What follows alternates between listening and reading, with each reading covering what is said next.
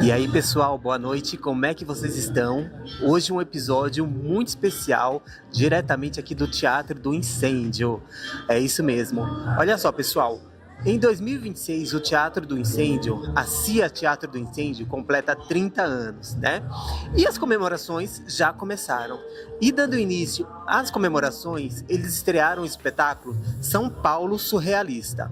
E o espetáculo está incrível e eu estou aqui para conferir e compartilhar com vocês tudo sobre esse espetáculo. Esse espetáculo já teve várias montagens, mas em 2025 ele volta com uma montagem diferenciada e você não pode perder. Vamos lá conferir? E agora a gente vai invadir aqui o camarim, vou mostrar para vocês um pouquinho do que rola aqui nos bastidores. Vem comigo! É uma tatuagem, parece parabéns.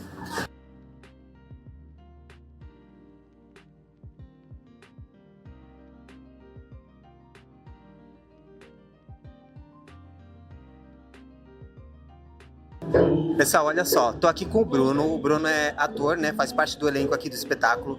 Bruno, conta um pouquinho pra gente como é que tá sendo pra você fazer parte, né, dessa temporada, desse espetáculo esse ano, 2025, do São Paulo Surrealista.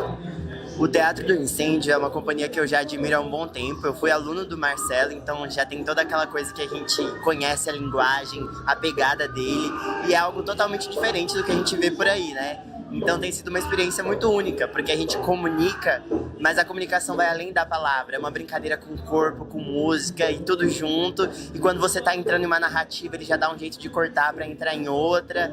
É bem surreal mesmo, o nome faz jus à pegada de como é. Mas tem sido incrível, assim, e eu tenho ganhado muito de experiência como ator também, sabe? Que legal. Bruno, obrigado por ter falado com a gente e bom espetáculo pra você. Obrigado. Bom, pessoal, olha só, eu gosto sempre de mostrar, né, o que rola por trás dos bastidores. E eu tô aqui com a Sabrina Sartori. A Sabrina, pessoal, ela foi responsável pela configuração, pela criação aqui, elaboração do figurino do espetáculo. Sabrina, conta um pouquinho para mim, aonde que foi que você buscou as inspirações para desenvolver os figurinos do espetáculo? Esse espetáculo é um espetáculo que já foi feito algumas vezes, e eu tentei muito não ir na mesma onda do que já foi feito. Algumas coisas não eram taxativas, mas tinham que ser, por exemplo, o saco dos Oxys, então precisava ser um saco de lixo para eles. Mas a cidade de São Paulo foi a minha grande inspiração, porque é como o Tietê, que é esse figurino que a gente tem aqui atrás, foi entender como fazer textura e incrementar com as histórias de cada um, porque o Tietê, ele nasce limpo, né? Ele nasce limpo, mas ele vem carregado de histórias. Então, uma fralda suja que entra, uma lata de alumínio, que foi tudo que a gente colocou aqui, tem uma história. Teve uma trajetória até chegar nesse figurino e chegar na conjectura da roupa. E aí, cada figurino foi trazido de um outro lugar, assim. A gente não tinha muito recurso para a produção desses figurinos. E aí, quando a gente não tem muito recurso, a gente precisa de mais criatividade. A nossa garantia maior foi o acervo que a gente tem aqui dentro do teatro. Então, as bacantes foi uma coisa assim, a gente achou uma renda vermelha, porque eu queria que todas as bacantes fossem vermelhas, porque a gente já tinha visto do Dionísio pra Coreia com as bacantes, e era uma outra linguagem. Eu queria algo bem mais vermelho, algo que tivesse pelo menos uma ideia de dilaceração, de carne. E aí a gente encontrou várias rendas e foi picotando as rendas e juntando no corpo. O mais interessante dessa construção é que eu desenhei tudo. Eu saí das ideias, tive a minha projeção, só que quando a gente coloca no corpo e a gente vai montando, aí é uma outra criação. É a segunda parte da criação que não tá mais no papel. É uma coisa que a gente vai encontrando. Coisinha, isso? Sempre. E aí foi isso, assim, foi partindo, se for falar de cada um, né, cada um teve o seu núcleo, assim, de peculiaridades, mas foi muito na cidade de São Paulo, nosso cotidiano, que nem o Oxy. O Oxy foi uma coisa que eu falei pro Marcelo. A gente tinha que usar sacos de lixo. E os drogados, né, nem sei se a gente pode usar esse termo hoje, mas assim, a droga, ela faz parte do cenário brasileiro. Assim como a pichação também faz parte.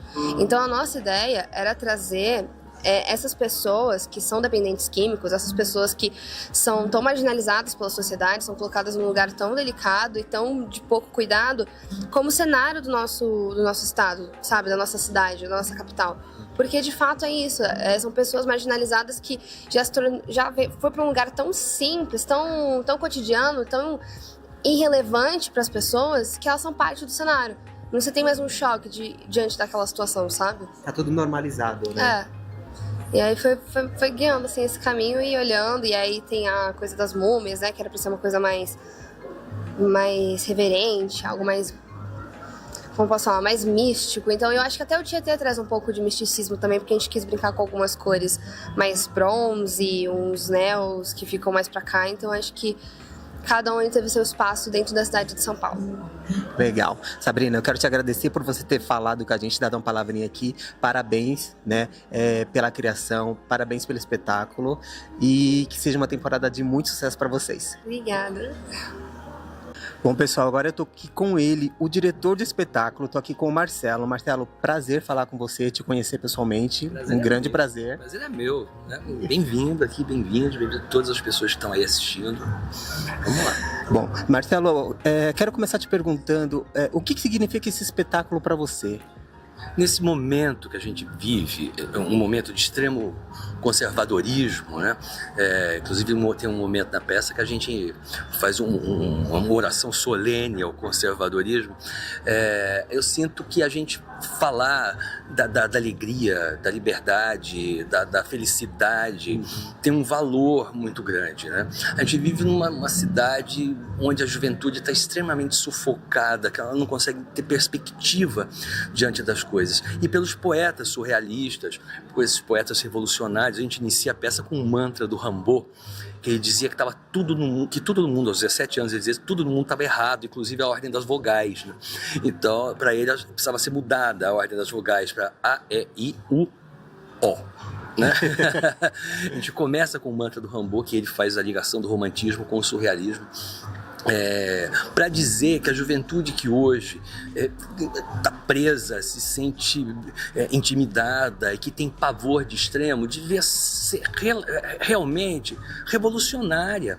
É o jovem que consegue transformar as coisas, mas impingiram um medo no comportamental na juventude, que acho que só nesse momento essa figura dos surrealistas, essas pessoas ousadas sem medo, a figura do próprio Antonin Artaud, que é esse homem que sofreu tanto para dizer as coisas que ele precisava dizer, e ele disse uma coisa tão moderna, lá na década de 1920, ele deu a real definição de PPP.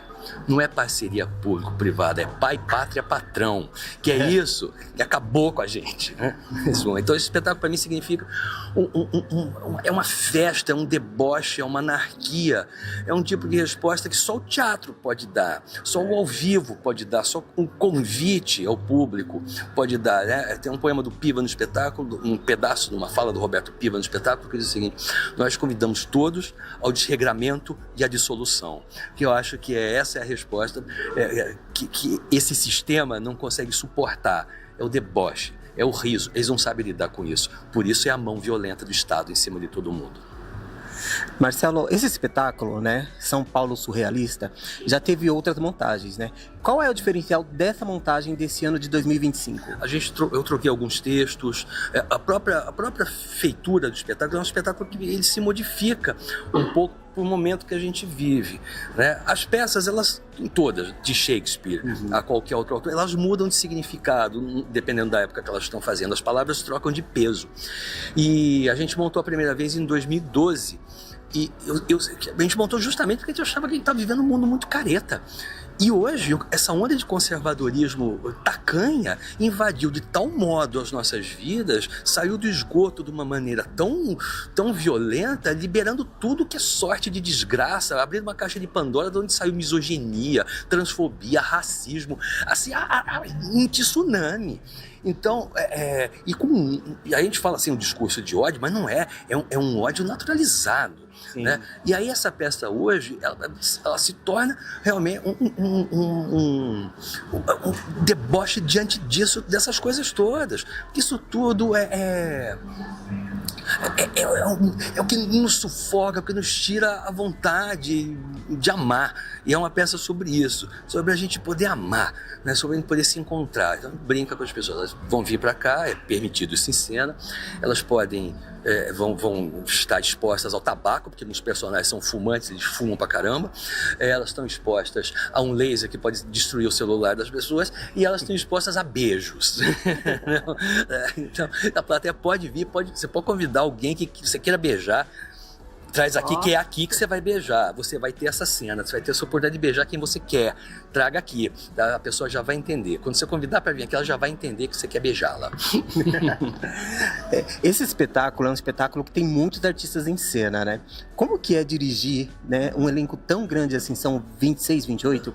28 pessoas. 28 pessoas. Eu adoro teatro cheio de gente. Porque o teatro, ele é do ator, ele é do corpo. Ele não é da tecnologia, ele é da contracenação, ele é da dança. O teatro é parente do carnaval. Por isso que as pessoas têm que vir fantasiadas para assistir essa peça. Como se elas fossem para um bloco de carnaval. Porque muda, quando você vai para o carnaval, você muda completamente o seu estado de espírito, seu padrão interior. Você tem outro tipo de desejo. Você já vai no carnaval para beijar, né? Mas você vai para ouvir o samba, você vai para dançar, você vai para o desregramento, para tudo isso. Então essa é a proposta que a gente faz aqui com esse espetáculo. Mas a banda, as pessoas, o som, as canções, a diversidade, principalmente a diversidade, e é um espetáculo que tem os atores mais safos, tem a companhia, tem o núcleo da companhia, mas tem muito jovem, e uma coisa que eu tenho paixão, tem muito ex-aluno meu fazendo isso comigo, se formaram, e uma das maiores alegrias que eu sinto na vida é quando eu dou de cara com um ex-aluno em cena, contracenando com ele. Falei, porra, deu certo, eu estraguei a vida de uma pessoa, né? Marcelo, eu quero muito te agradecer por você ter tirado um tempinho aí para vir falar com a gente. É um grande prazer, né?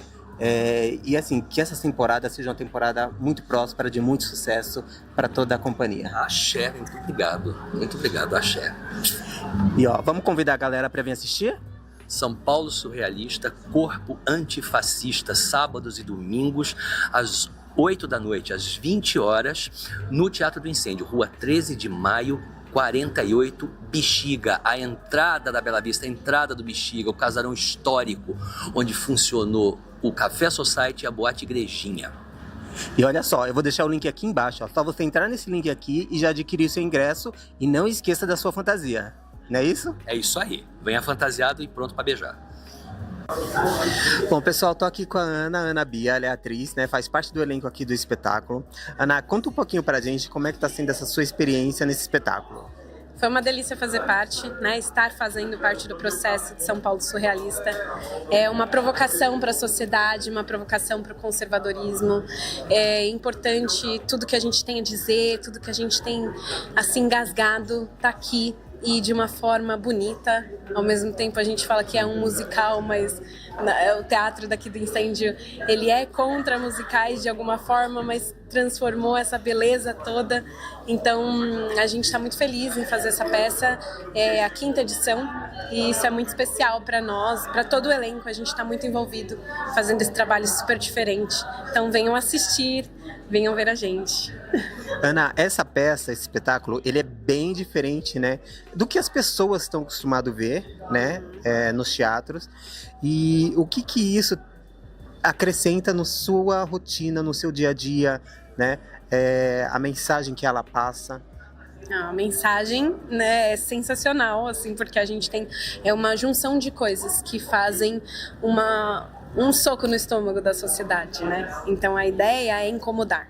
Nossa ideia é incomodar, é mostrar que bom, é mostrar que não tem nada certo, que tá tudo errado, né? Então a gente tem essa ideia principalmente assim para dizer, para mostrar que fazer um teatro que é surrealista é mais gostoso, o processo é totalmente diferente do realismo, né, das peças mais comuns e tradicionais.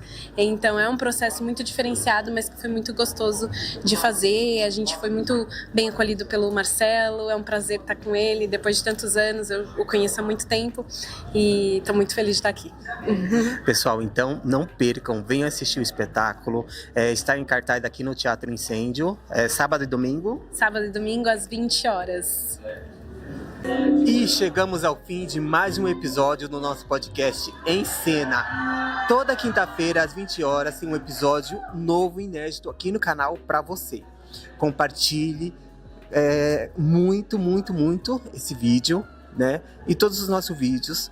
E espero que vocês tenham gostado do episódio de hoje. Encontro você na próxima quinta-feira, no mesmo horário, aqui no YouTube.